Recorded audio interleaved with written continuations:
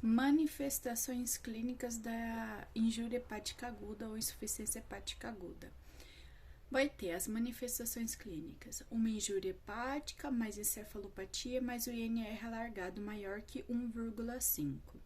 Então, como é que é o início? O início é inespecífico, a pessoa vai ter anorexia, que é a não vontade de comer, fadiga, letargia, náuseas, vômitos, icterícia, alterações mentais progressivas, vai dar uma coceira na pele, que é o prurido, né? Prurido, vai dar uma dor no quadrante superior direito, que é onde fica o fígado, inflamação do fígado e distensão da cápsula de Gleason. Então, esse começo é meio inespecífico com esses sintomas, né? Fadiga, letargia, anorexia, então não vai dar vontade de comer, vai dar um cansaço, uma letargia, que é o começo da encefalopatia, náuseas, a pessoa vai vomitar, icterícia, prurido no corpo, por quê? Porque a bilirrubina dá esse prurido, e inflamação hepática, dor, né? A encefalopatia hepática, a encefalopatia tem quatro graus.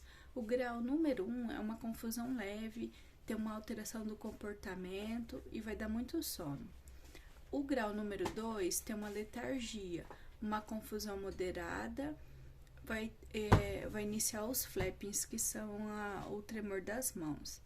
No grau 3 vai dar uma confusão acentuada, uma fala incoerente, então a gente não vai entender o que o paciente fala, ou a gente vai ver que o que ele fala não tem sentido. E o grau 4 vai ser um coma, não vai ter mais resposta à dor, e lembrando que tem o flapping. No grau 3 também tem o flapping. Então, o primeiro, que é uma confusão leve, alteração do comportamento e sono, vai ter uma euforia mesclada com depressão. Lembrando que não tem flapping ou asterix. O 2, que é uma letargia, uma confusão moderada e o início do flapping, esse daí é um grau um pouco mais avançado que o 1.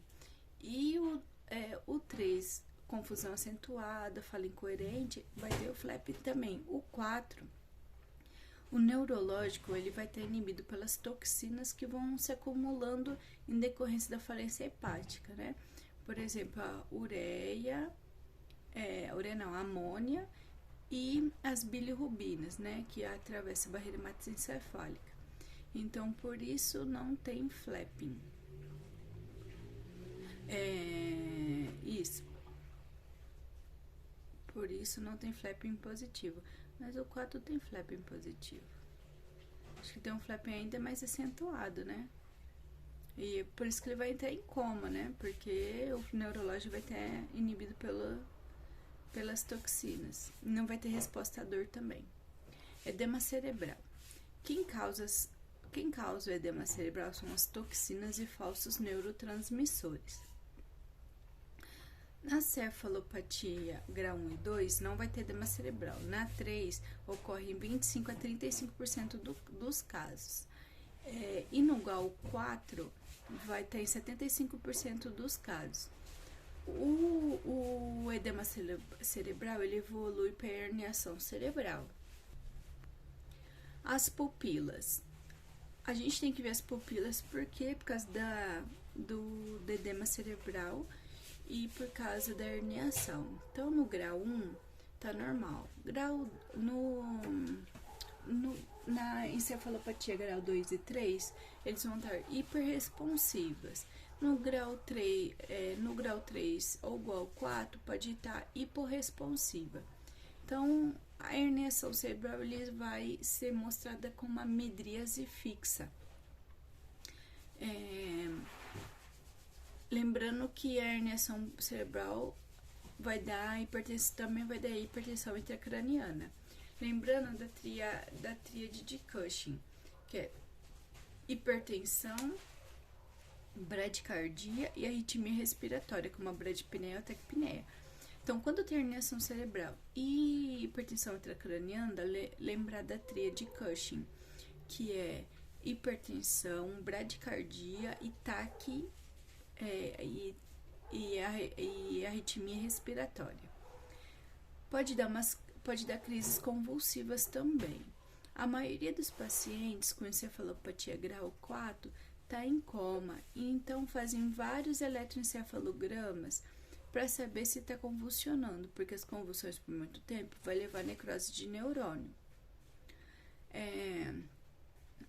A encefalopatia grave persistente é contraindicação do transplante hepático, porque pode ter status epiléticos não convulsivo, que é quando a pessoa está em coma e o cérebro está convulsionando. E nisso, como pode dar morte de neurônio, né? Pode dar necrose cerebral. Aí, por isso que é contraindicação de transplante hepático. Encefalopatia progressiva leva à hipertensão intracraniana mais o edema cerebral. Vai dar complicações como herniação e crises convulsivas. Manifestações laboratoriais: aumento do TAP, do INR, vai dar aumento de bilirrubina, aumento do TGO e TGP e diminuição das plaquetas. Então, lembrando que o TAP, INR, bilirrubina e TGO e TGP são substâncias feitas no fígado, né? Ou metabolizadas no fígado. As plaquetas são porque há substâncias que estimulam a sua produção ou inibem a sua produção. A azotenia. O que é a azotenia? É uma modificação no rim. Então, 30 a 70% vai ter azotenia. A gente verifica pela diminuição da ureia. Vai diminuir a taxa de filtração glomerular pela diminuição do fluxo sanguíneo para os glomérulos, pelos distúrbios hemodinâmicos decorrentes do choque circulatório. Então, quando tem desidratação grave, choque circulatório por causa da insuficiência hepática aguda, a gente vê TAP e INR aumentado, bilirrubina aumentado, TGO e TGP aumentado, diminuição das plaquetas, e na função renal diminuída, você pode ver desidratação, choque circulatório, vai ter a diminuição da ureia. Por quê? Porque vai diminuir a taxa de filtração glomerular, porque não vai chegar muito sangue ali pro rim, né? Isso daí pode levar a hipotensão sistêmica. A porcentagem varia de acordo com a causa que lesiona o fígado e o rim. Por exemplo, paracetamol. O que a gente tem que pedir? Amilase e lipase, a gente vai ver um aumento da amilase e da lipase. Pode ser uma pancreatite viral, até coloquei ali entre parênteses. Pode dar uma hipoglicemia. Em pacientes com dano neurológico por causa das convulsões, vai piorar o quadro se tiver hipoglicemia. Um hemograma, né, a gente vai ver uma anemia, acidose lática e alcalose respiratória. É o fígado que metaboliza o ácido lático. A amônia é feita no intestino pelas bactérias intestinais, cai na circulação e é enviada para o fígado, que vai fazer depuração. O que se acha? Que é a amônia que causa encefalopatia. Então, o ácido lático vem daí, né? Aumento do LDH. O LDH vem da necrose de células, né? É um marcador de necrose celular e ela também está nos hepatocitos. E a gente pode ver também a diminuição de alguns eletrolitos, por exemplo, o potássio, o cálcio, o magnésio, e o aumento da amônia. Quando a gente vai desconfiar de trombo, né? A gente não pode pedir o INR e nem para hemorragia, para marcador de hemorragia. A gente tem que pedir o tromboelastograma. O tromboelastograma, em 35%, ele mostra que é hipercoagulável. Quer dizer o quê? Que faz trombo, mesmo com o INR alargado. Pacientes hepatopatas são imunodeprimidos, sem imunoglobulina. Então, os pacientes hepatopatas são imunodeprimidos. Por quê? Porque é no fígado que faz as proteínas, e não tem proteína para fazer imunoglobulina. Por isso são propensos a sepsis C e VD. 45% tem a coagulação normal, então 35% são hipercoaguláveis, 45% tem a coagulação normal e 25% tem a discrasia sanguínea, que é a tendência a sangrar.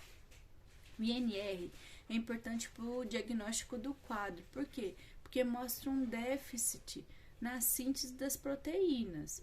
Se o INR continua largando, o paciente está piorando. Se o INR para de alargar, volta ao normal, melhora a capacidade da síntese hepática. Então, um sinal de melhora. Por quê? Porque está produzindo proteína. Ele não serve para avaliar risco hemorrágico, né? Insuficiência hepática aguda. Por isso, não há indicação de repor plasma nesses pacientes, por exemplo. Agora, quando o TGO e TGP está diminuindo, tem que ver o TAP e o INR e a bilirrubina, né? Que a bilirrubina é a capacidade de detoxicação. O TAP mostra a capacidade da síntese de proteínas. Não vê a albumina. Por que não vê a albumina? Porque a insuficiência hepática aguda, ela pode descompensar em 7 dias. E a vida média da albumina é de 21 dias. Então, a albumina pode vir normal quando o paciente está ruim. Os fatores de coagulação, eles se alteram primeiro porque a vida média dele é curta. Por isso se usa o TAP e o INR. Então, por que se usa o TAP e o INR? Porque os fatores de coagulação têm a vida média curta. Se o TAP, INR e a bilirrubina estiverem aumentadas, isso quer dizer que está descompensando com o TGO e TGP cai, né? Se o TAP, INR e a bilirrubina estiver aumentado, quer dizer que está descompensando. Se junto com isto, né, o TAP e o TGO, TGP estiver caindo, quer dizer o quê? Se ele não está na corrente sanguínea, então os hepatocitos não estão conseguindo produzir eles. É um sinal de péssimo prognóstico. Então, quer dizer que os hepatocitos estão com muito dano. Agora, se o TGO, TGP estiver aumentado e o TAP-INR estiver diminuindo, quer dizer que o paciente está melhorando. Pistas para etiologia. Por exemplo, a acetaminofén, que é o paracetamol. O TGO-TGP vai estar maior que 3.500, a bilirrubina tá diminuída. Por quê? Porque a intoxicação pelo paracetamol dana em menos de 7 dias. Por isso que não dá tempo de aumentar a bilirrubina. Quando é por isquemia, o TGO e o TGP vai estar maior que 25 até 250 vezes o limite superior da normalidade. O LDH vai estar aumentado. Quando está mais que 10 vezes o limite da normalidade, ou é uma hepatite viral, ou é uma intoxicação por alguma droga, ou é uma hepatite isquêmica também, né? Por quê? Porque esses 3 são os que mais arrebentam o hepatocito. Quando isquemia, o fígado começa a isquemiar todos os órgãos. Vai dar rabdomiólise pelo músculo esquelético, por exemplo, né? Então, quando isquemia o fígado, começa a isquemiar todos os órgãos. No músculo esquelético vai dar rabdomiólise. Pode isquemiar rins, coração e todo órgão com isquemia libera o LDH. Não tem muita dúvida em hepatite isquêmica, porque é um paciente crítico com choque circulatório. Agora, pode ser também por doença de Wilson.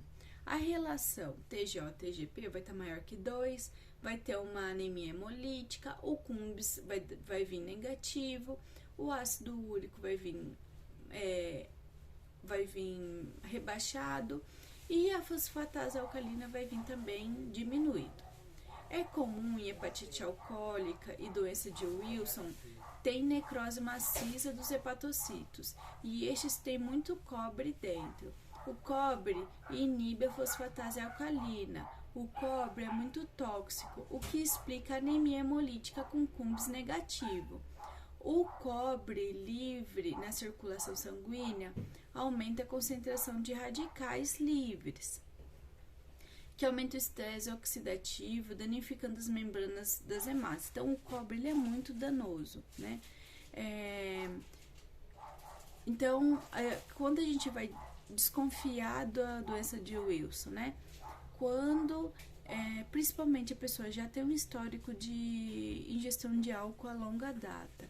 Então, a gente já vai ter que desconfiar dessa necrose maciça dos hepatocitos. Então, o cobre vai estar muito aumentado.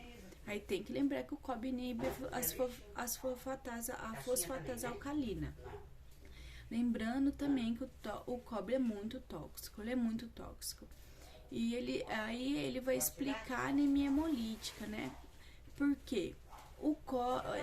Porque o cobre vai aumentar a concentração de radicais livres, vai aumentar o estresse oxidativo e vai danificar a membrana da hemácia. O CUMBS é um marcador autoimune, por isso que ele vai vir negativo, porque não é o próprio corpo que danifica, é um agente externo, que é o cobre.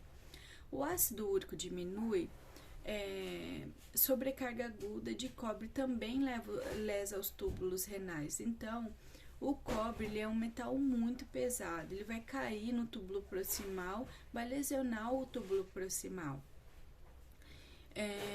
Então, na lesão renal, com mais a doença de Wilson, vai ter a famosa síndrome de Fanconi. Então, lesão renal com doença de Wilson, rim e fígado.